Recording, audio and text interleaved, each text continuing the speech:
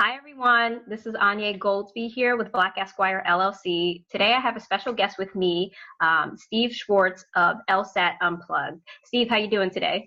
I'm doing great. Thanks for having me. Definitely. So I wanted to bring you on because I've been seeing you all over Instagram and YouTube posting some amazing videos and tips about the LSAT. And I've been working with a lot of students that have a lot of questions about the LSAT. And me, I don't consider myself an LSAT expert, but I definitely look forward to talking to you. And hopefully you can answer some of the questions that I have and some of my students have about the LSAT coming up. Yeah, sure. I'm glad to help. Thanks again for having me.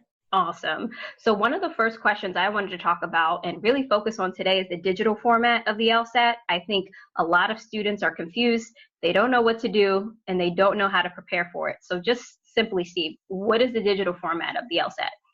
Yeah, sure. So LSAC this year, 2019, they've rolled out the digital LSAT pretty quickly, actually.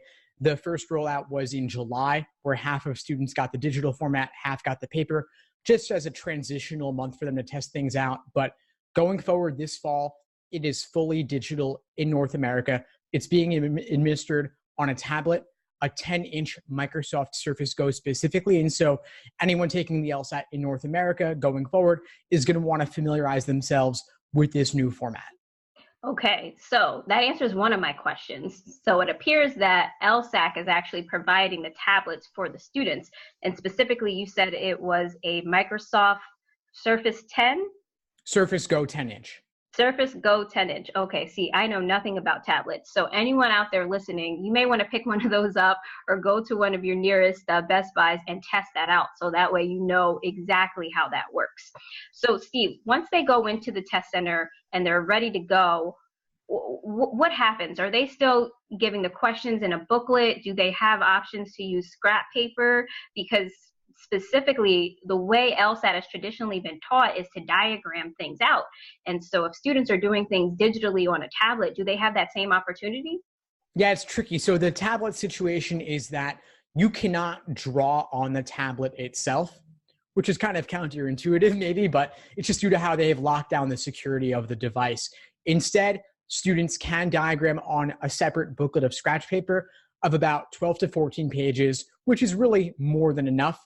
So they'll be going back and forth between the scratch paper where they're writing by hand and then the tablet where they're tapping with a stylus or with their finger. Got it. Got it. Okay. And when they submit their answers, is it a very clear button where you hit submit? Do you see other questions while you're answering one question? What does it look like? Yeah, sure. So it narrows your focus to one question at a time. You can bubble in on the question or at the bottom, there's a navigation bar so you can see what you've completed.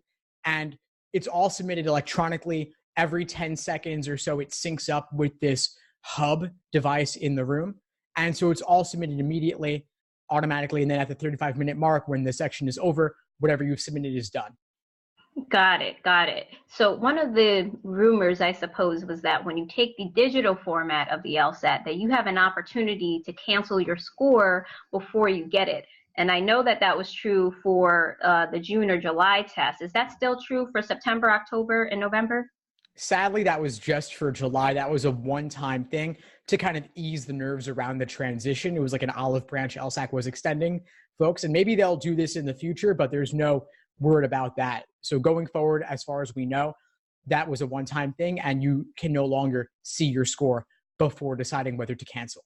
But it's not a big deal because law schools don't average multiple scores anyway.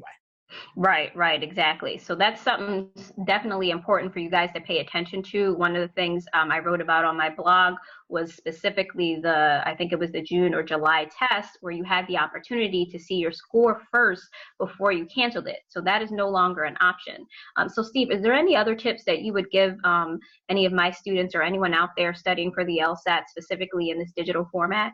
Yeah, sure. And it's one of the things you mentioned earlier, actually, to practice on a tablet, to go to Best Buy or order one online. It doesn't have to be the Microsoft Surface Go specifically.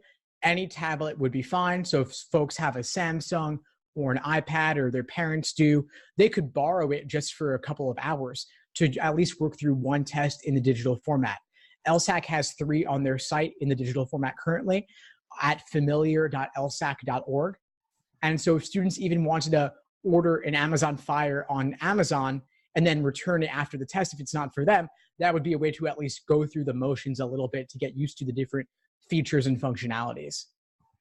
See, Steve's smart. He's giving you some great tips, guys, so I hope you're paying attention.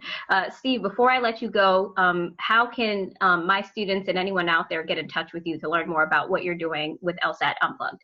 Yeah, thanks so much. So again, I am on Instagram at LSAT Unplugged. I also host the LSAT Unplugged YouTube channel and podcast, available on all the major podcast platforms.